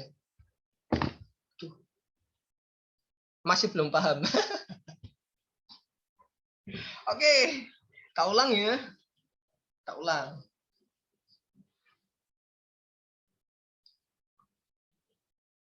Hapus dulu deh. Atau nanti ke soal deh, ke soal aja ya, biar makin nggak paham. Nggak, biar paham nanti ke soal. Nah, kalau ini mah error-error yang gampang lah ya. Ini error-error yang gampang. Jadi misalkan ini adalah beberapa saldo akun tahun 2018. Ini saldo akhir lah ya, saldo akhir. Surplusnya 2.700. Salaries and wages-nya 1.500. Interest receivable-nya 5.100. Prepaid insurance 90.000. Unearned rent 0. Accrued interest payable sekian. Nah, itu baca aja lah. Yang di sini ada info. Perlengkapan yang masih ada per 31 Desember 2018 itu senilai 1.100. Nah, ini kan sebenarnya kan gini. Saldo yang tercatat di trial balance ya. Trial balance-nya tuh 2.700. Padahal yang real itu 1.100. Berarti kan surplusnya itu overstated ya. Ditulis terlalu tinggi. Karena yang sebenarnya adalah 1.100. Maka harus lebih rendah dong. Ya kan? Harus diturunkan. Senilai berapa? 1.600. Asumsi belum tutup buku dan asumsi sudah tutup buku. Kalau ini nggak terlalu berkaitan, apa sih namanya? Nggak ada kaitannya dengan counterbalance ya. Karena ini 2018, ditemukannya juga 2018 ya. Kalau yang tadi kan di sini kan 2017 ya. Ditemukannya 2018. Jadi kita mempertimbangkan counterbalance ini. Kalau ini kan nggak ada ya, ditemukannya di periode berjalan. Oke, jadi nggak ada masalah, tinggal ngeralat aja. Berarti selisihnya berapa? Selisihnya surplus 1.600. Kalau udah tutup buku, kalau belum tutup buku, berarti jurnalnya surplus expense pada surplus. Jadi surplus on hand itu harus kita kurangin. Harus kita kurangin 1.600 supaya hasilnya sesuai dengan statement di sini. 1.100. Kan yang tercatat 2.700. Padahal realnya adalah 1.100 gitu. Maka harus kita turunkan, kan gitu ya logikanya.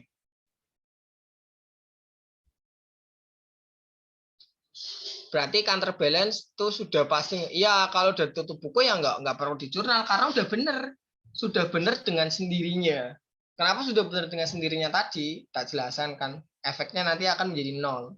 Kalau udah tutup buku loh ya. Kalau belum tutup buku mah belum tercounterbalance.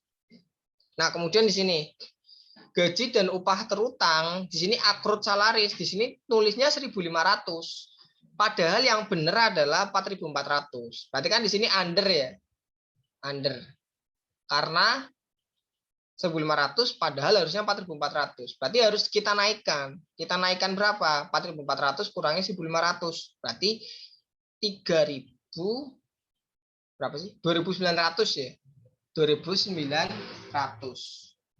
Nah, di sini kan accrued ya.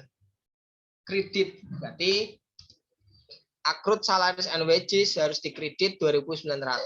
Accrued salaries and wages harus dikredit 2.900. Debitnya apa? Nah, ini kalau sudah tutup buku, maka ke RE semua sebenarnya. Penggantinya RE semua. RE. Kalau belum, ya berarti expense. Salaries and wages expense. Kemudian revenue. Di sini interest receivable itu 5.100. Kenyataannya adalah 4.350. Berarti kan ya bisa jadi ada interest revenue yang belum kita akui. Karena interest receivable-nya kurang 4.350. Selisihnya berapa? Nah, sorry, bukan kita akui ya. Salah. Yang kelebihan lah, ini interest revenue-nya kelebihan.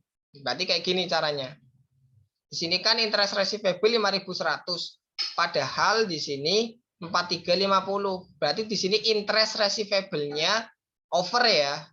Overstated. Nah, pakai logika gini aja deh. Overstated. Karena over berarti harus diturunkan. Diturunkan senilai berapa selisihnya? Yang diturunkan apa? Akun ini yang diturunkan. Interest receivable. Interest receivable diturunkan 750. Interest receivable turunkan 750.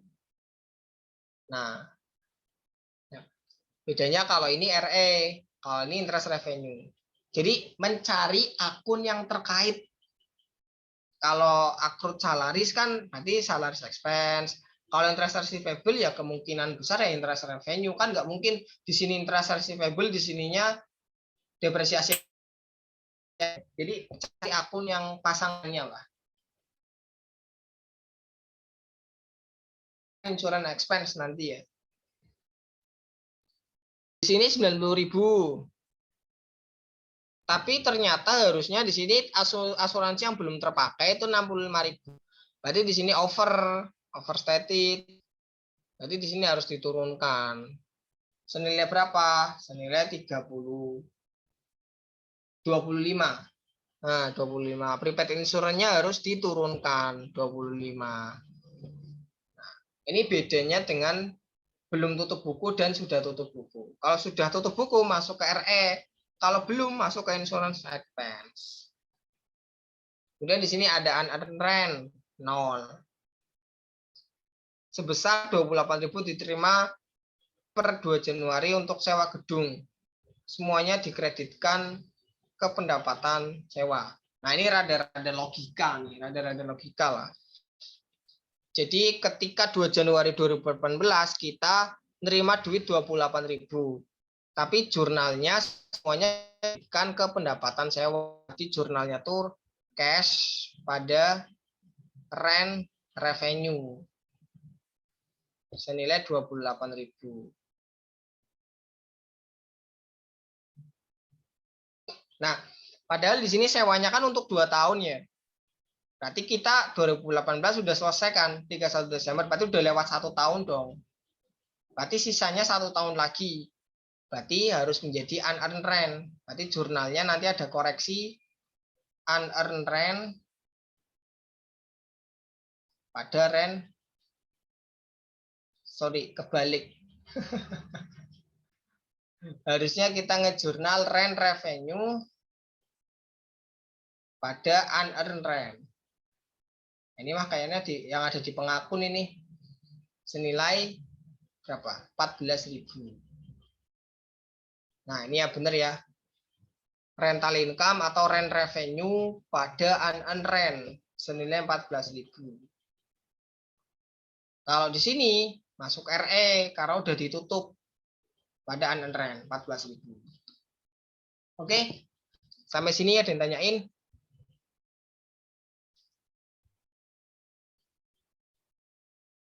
Udah habis. Belum.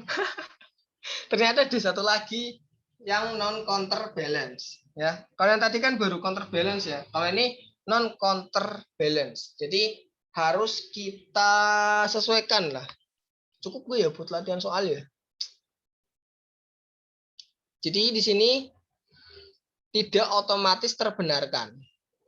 Konsep counterbalance nanti tak jelasin lagi deh ya. Meskipun sudah tutup buku harus kita perbaiki. Jadi nggak secara otomatis. Di sini kan pada 2018 staf akuntansi menemukan kesalahan 2017. Ditemuinya 2017.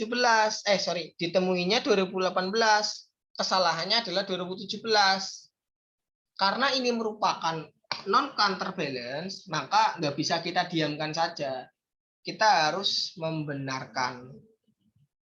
Jadi walaupun sudah tutup buku, kita harus memperbaiki. Walaupun sudah tutup buku, jurnalnya bukan no entry, tapi ada isinya.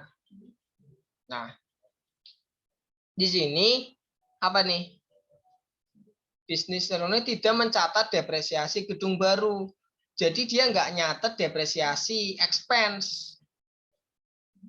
Tapi unit bisnis ini sudah benar dalam memasukkan beban depresiasi untuk pengembalian pajak. Jadi gampangnya gini, buat jurnal akuntansinya dia salah, dia nggak ngejurnal depresiasi expense. Tapi buat laporan pajaknya, buat ke DJP misalkan, itu dia benar, dia mencantumkan depresiasi. Ya mungkin dia ngelupa ngejurnal lah. Jadi simpelnya gitu. Jadi buat laporan pajak dia udah benar. Jadi ke KPP ya dia kan bikin laporan pajak dia udah benar.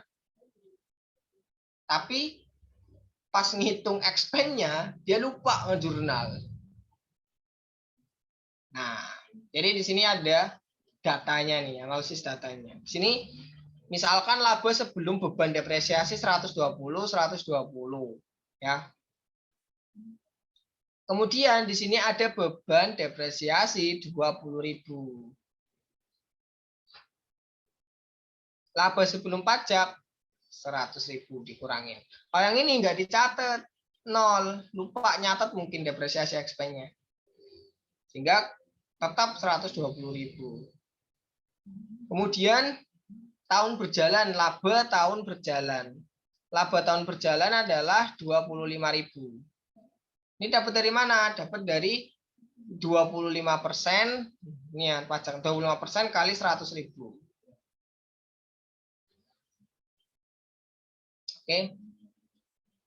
Kemudian yang ini 25% kali 120.000. 30.000 ketemunya. Sehingga net income-nya untuk kalau kita benar, kalau kita nyatetnya benar, net income-nya 75. Tapi karena kita nyatetnya salah, net income-nya jadi 90.000. Oke. Nah, di sini ada yang bikin belokan-belokan sih. Unit bisnis sudah benar dalam memasukkan beban depresiasi untuk pengembalian pajak tax return. Nah, dan sudah benar melaporkan utang pajak penghasilan. Sudah benar. Jadi utang pajak penghasilan atau tahun ini itu udah benar dia 25. Ya. Kenapa dimasukin 25? Karena ada statement di sini sudah benar melaporkan income tax payable. Income tax expense sebenarnya. Bisa aja nanti kan jadi payable ya karena belum dibayar kan. Ini 25 sebenarnya dapat dari sini. Kemudian yang 5.000 ini sebenarnya apa sih?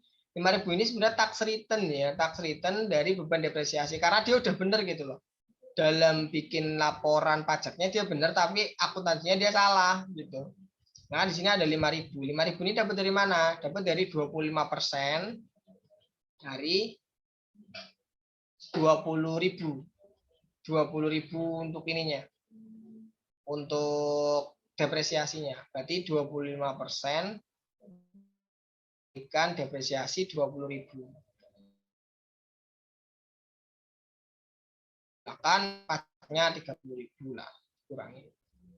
Nah, nanti jurnalnya. Jadi kalau misalkan non counterbalance paling gampang sih kita bikin jurnal yang benar bikin jurnal yang harusnya lah, bikin jurnal yang seharusnya, kemudian bikin jurnal yang emang udah kita buat. Nah ini sebenarnya aku ambil di PPT-nya Pak Lutfi, cuma salah nih. Kebetulan ada mungkin miss ya.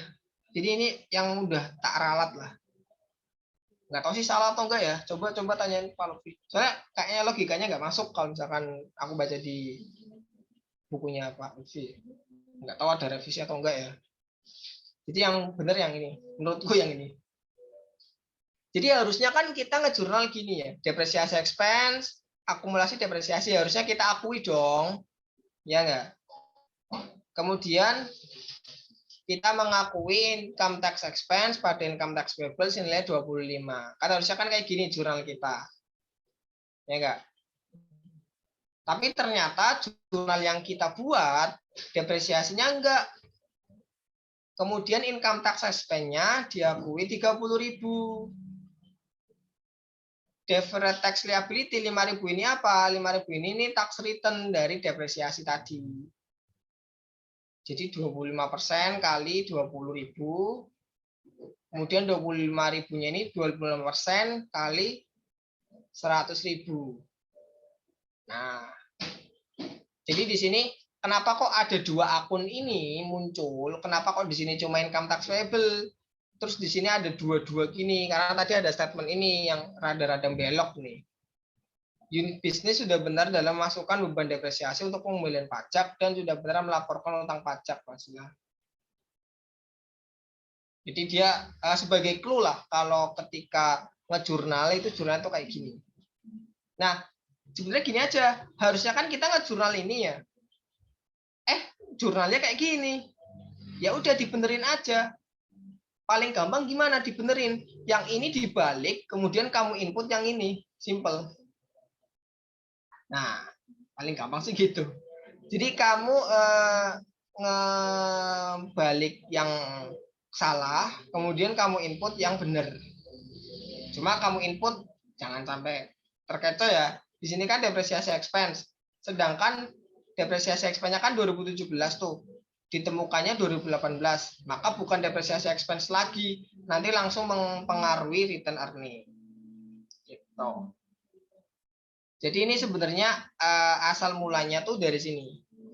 Asal mulanya tuh yang ini kita hapus dulu, kita balik, kita hapus. Kemudian yang ini kita input. Nah, yang ini kita input. Cuma untuk depresiasi expense dan income tax expense ya itu jadi return earning. Karena udah ditutup sih expense ini ya. Maka nanti kalau digabungin dua jurnalnya, pembalik dan jurnal input baru, itu nanti jadi kayak gini jurnalnya. Gitu. Sampai sini dan tanyain.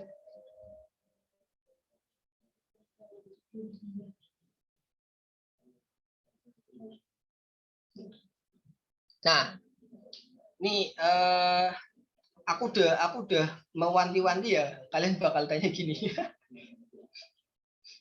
Apa nih? Kunci atau ancer-ancer biar tahu itu counter balance atau non counter balance itu gimana? Oke, terus terang nih, ini terus terang aja. Aku masih belum menemukan kuncinya ya. Belum bisa menemukan clue-nya gitu. Cuma sih ya, cuma sih kalau misalkan emang bisa di logika, itu kalau counter balance ya kamu hafalin aja kalau counter balance tuh akun-akun yang melibat kenapa ini cara sementaranya dulu lah karena aku belum nemu sih nanti kalau udah nemu tak kabarin. Jadi sementara yang ada di contoh apa tuh yang pernah muncul di contoh counter balance berarti itu counter balance. Tapi kalau yang enggak berarti enggak gitu.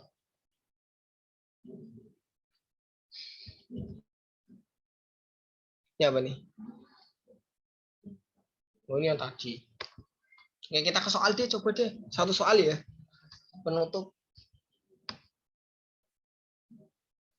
Coba ya soal ya. Aku juga penasaran sama soalnya tuh kayak apa gitu. Soalnya aku belum ngerjain soal.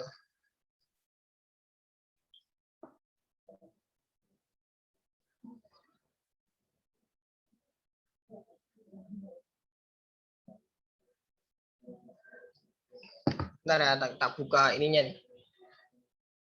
Aku buka bukunya Pak Lutfi. Halaman berapa ya? 250.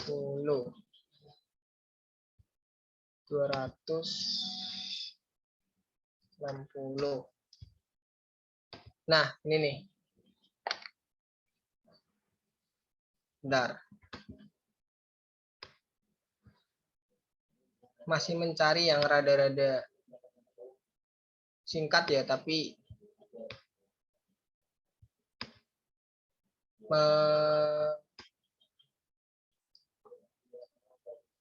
singkat tapi mewakili lah. Ini kenapa soal UAS tahun lalu tuh panjang-panjang semua ya? Emang stan tuh beda nih. Nah, ini pakai soal tahun lalu aja deh.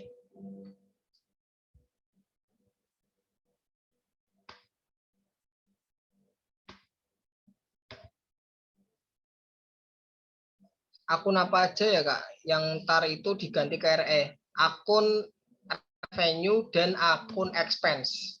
Kenapa diganti RE? Karena ya dia udah ditutup kan ke RE. Kalau misalkan udah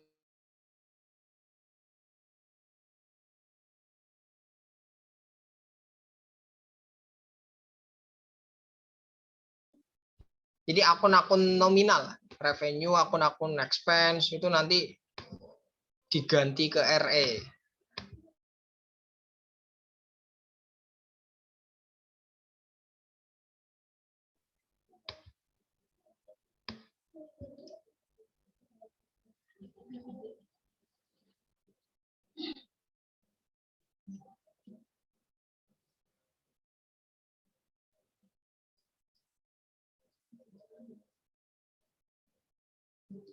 Kok buka Excel lama banget ya?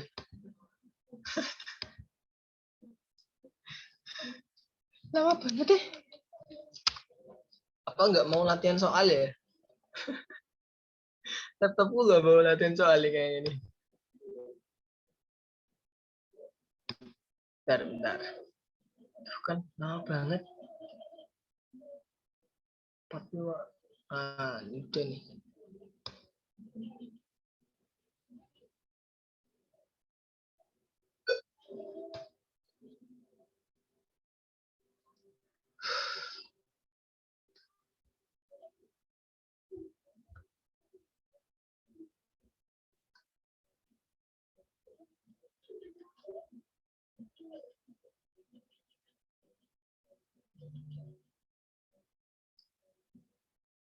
Oke, 2 soal deh ya, inventory sama ini yang kontrak jangka panjang. Ini kebetulan di soal tahun lalu ya, soal tahunku ya. Aku juga lupa sih waktu ngerjain gimana ya. Soalnya tuh kalau ngerjain biasanya aku kesurupan gitu. Kesurupan roh. Makanya kadang nilainya tinggi. Soalnya kesurupan. Kalau aku nilainya rendah berarti emang itu normal. Aku yang ngerjain. Oke, ini contohnya nih. Di sini pada tahun 2020.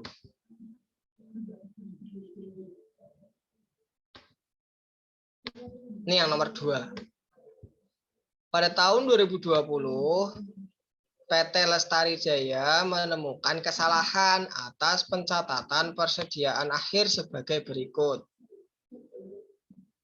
Persediaan akhir 2018 dicatat terlalu rendah. Persediaan 2019 dicatat terlalu tinggi. Persediaan 2020 dicatat terlalu rendah 26 juta. Ini kan berarti kan berkaitan dengan inventory ya. Kasus inventory. Itu berarti prospektif ya. Berkaitan dengan prospektif. Nah, inventory, persediaan akhir. Yang ini nih tak tak balik lagi nih kalau kalian mungkin lupa bayangannya gimana. Berarti yang inventory yang mana ya? Itu contoh yang tadi itu kasus yang ini nih, ilustrasi yang ini. Nah, yang ini. Jadi di situ nggak dijelaskan ceritanya ya, nggak dijelaskan ceritanya kenapa overstated, understated, tapi nggak dijelaskan penyebab overstated dan understated. Intinya datanya given udah over atau under, jadi udah kayak gini nanti. Jadi datanya itu kayak gini. Nah, ini ya. Datanya itu telah tersajikan seperti ini. Saldo inventory, over, under, dan lain sebagainya. Gitu ya. Nah, nanti disesuaikan.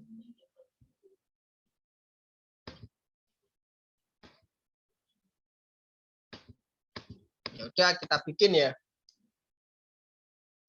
Inventory. Ini kan ending ya. Ending inventory 2018 itu under 24 juta.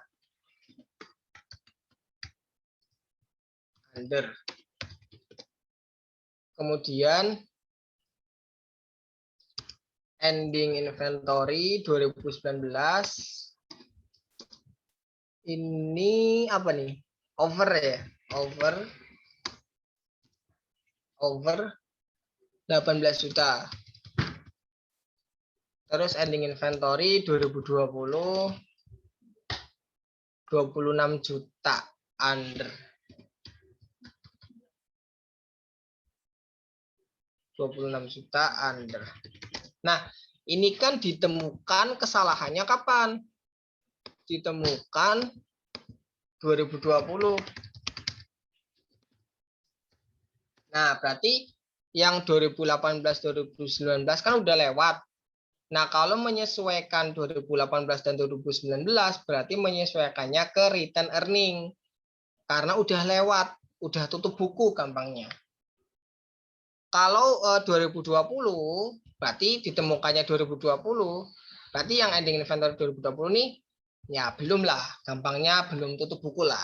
Bisa kita asumsikan gitu. Nah, terus pengaruhnya gimana nih? Kan ending inventory itu akan mempengaruhi COGS ya. Sebenarnya akan mempengaruhi COGS. Sehingga bentar.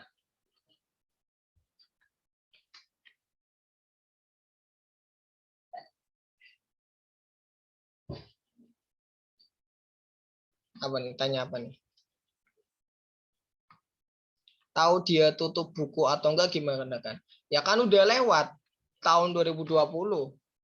Tahun 2018 2019 otomatis sudah tutup buku dong. Nah, mungkin yang jadi pertanyaan loh, tahun 2020-nya udah tutup buku belum, Kak? Mungkin gitu sih. Tapi di sini kan persediaan akhir 2020. Sedangkan di sini kan pada akhir 2020. Ya, ini bisa dua-duanya sih, bisa udah tutup buku, bisa juga belum ya. Nah, makanya bingung. Nah, di sini rada-rada ngelogik sih ya. Bentar deh, kok aku agak-agak lupa ya.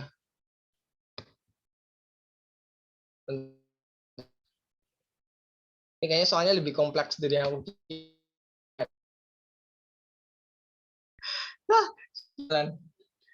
Bentar ya, ini inventory nanti dulu deh. Astagfirullah. Yang inventory nanti dulu karena soal lebih ribet dari yang aku kira. Nanti pembahasannya panjang juga sih, soalnya nanti ini ending inventory 2018 akan menyebabkan akan menghasilkan saldo awal 2019. Nanti harus disesuaikan ke yang 18 juta ini. Jadi kayak gitulah nantilah. Makanya nanti penjelasannya rada-rada panjang ya. Sebenarnya ada rumus cepatnya sih. Rumus cepatnya ini yang aku pakai di ujian itu pakai rumus cepat ya. Nah, tapi nanti aja. Mungkin next week aja. Ini tak jelasin dulu yang ini dulu. Yang construction ya, kontrak konstruksi jangka panjang. Nah, di sini kan sesuai lah sama contoh soalnya. Jadi biar kalian rada-rada relate lah, yang rada gampang dikit. Pada tahun 2020, PT Jaya Konstruksi melakukan perubahan metode akuntansi dari cost recovery ke percentage of completion. Laba sebelum pajak itu sekian untuk masing-masing. Diminta asumsi tarif pajak 40% buat jurnal. Nah, di sini kita tinggal cari sebenarnya. Nah, di sini kan adalah laba. Kita tinggal cari selisihnya aja. Selisih antara cost recovery dan percentage. Berarti 2018, 2019, 2020. Ini cost recovery. Kemudian ini percentage.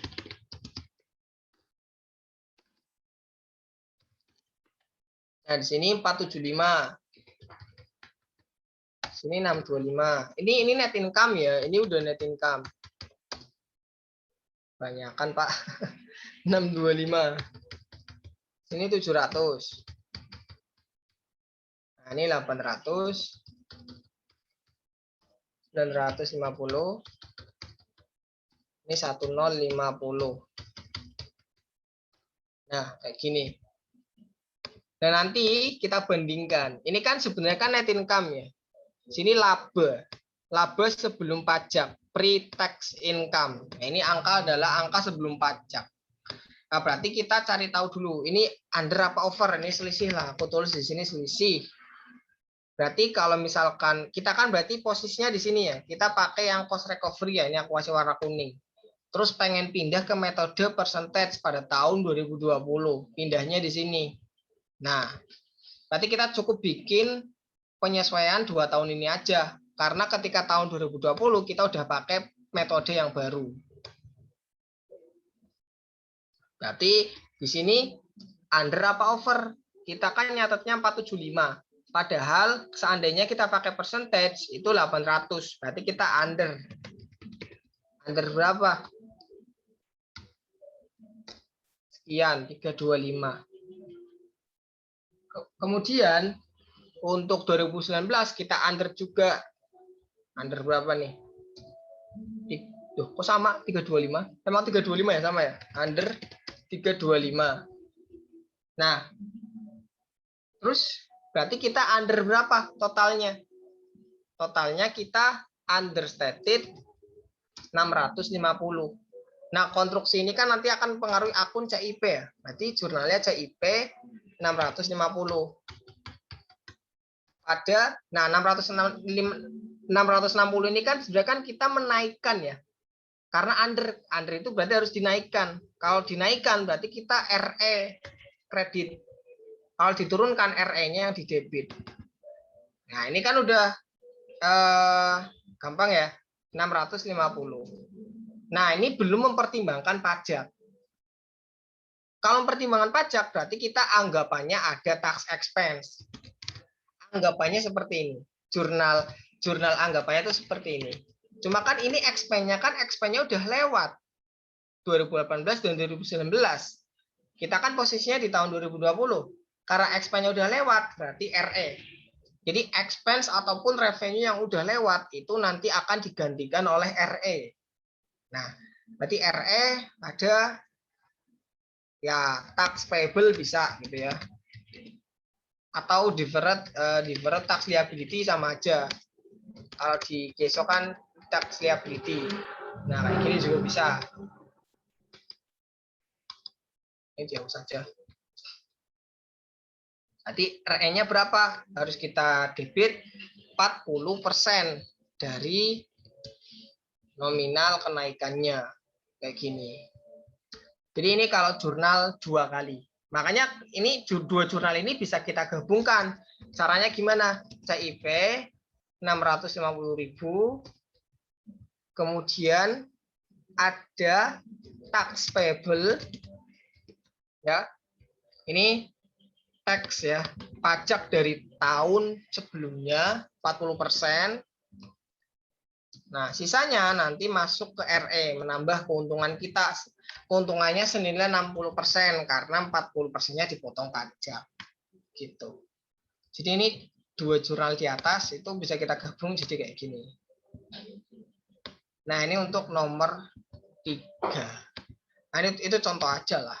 Contoh aja. Contoh dalam soalnya. Contoh yang gampang. Kalau yang nomor 2 ini emang agak-agak susah sih. Susahnya karena nanti deh jelasin ya. Mungkin minggu depan deh.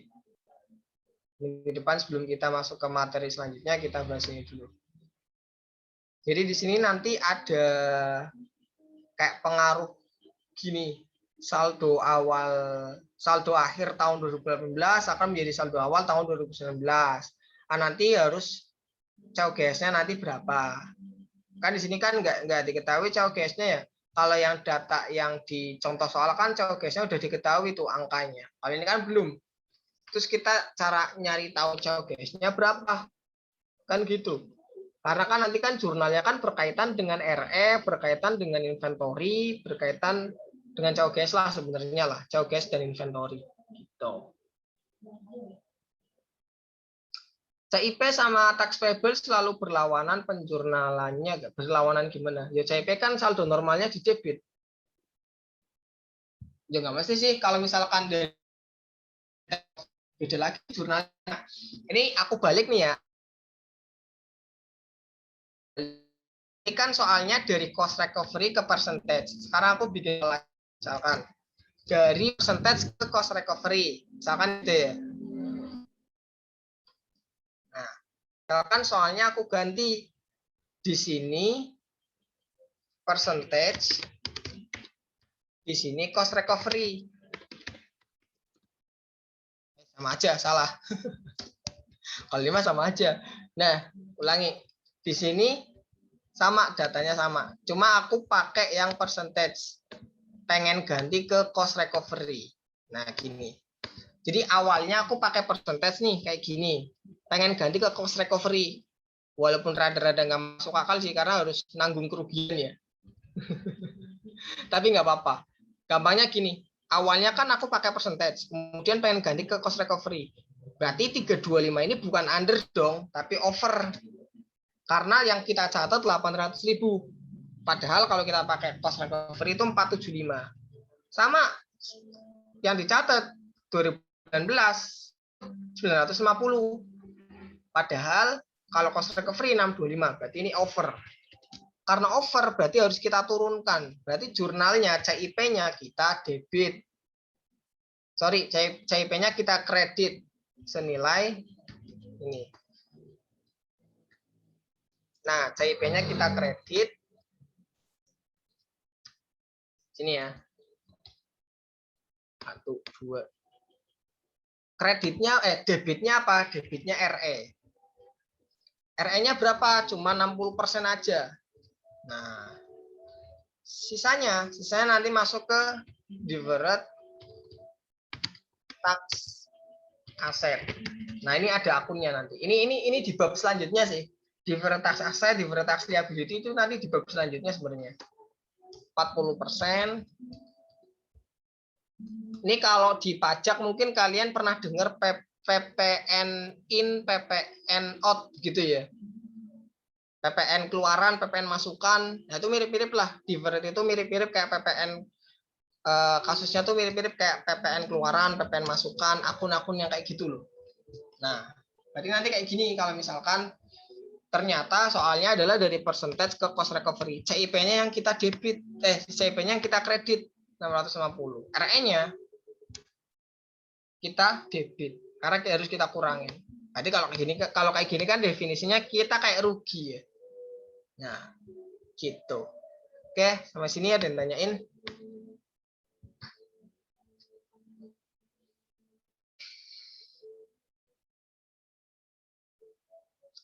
Tanyain nggak? Kalau nggak ada, gimana? Nah, kalau nggak ada, maka kita cukupkan pada hari. Deferrednya kenapa? Ya oke, dividernya kenapa di debit? Nih tak jelasin. Step by stepnya gini, sebenarnya kan gini. Awalnya gini dulu.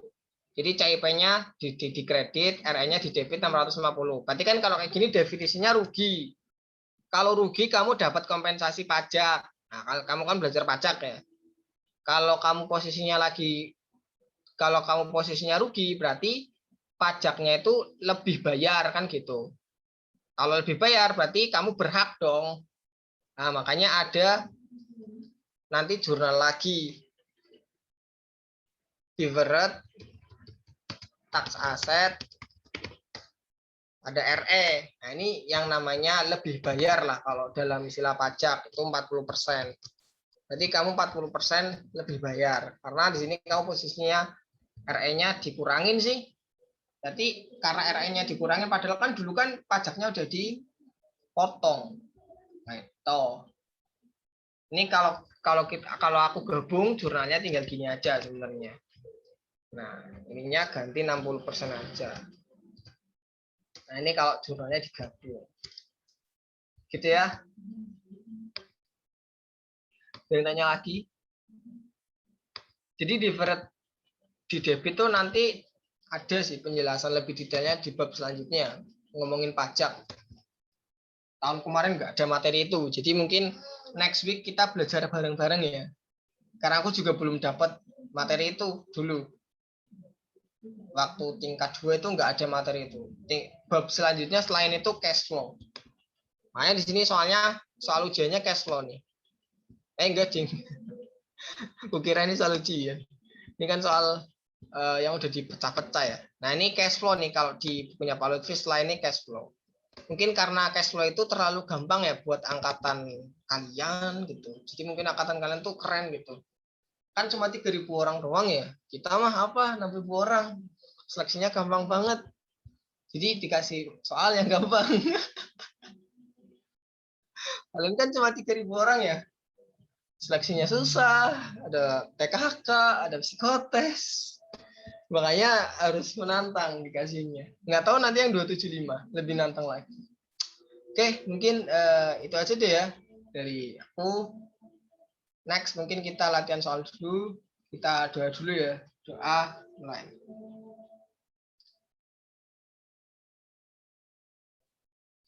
Doa selesai. Oke, aku akhiri. Assalamualaikum warahmatullahi wabarakatuh. Selamat malam semuanya. Selamat istirahat.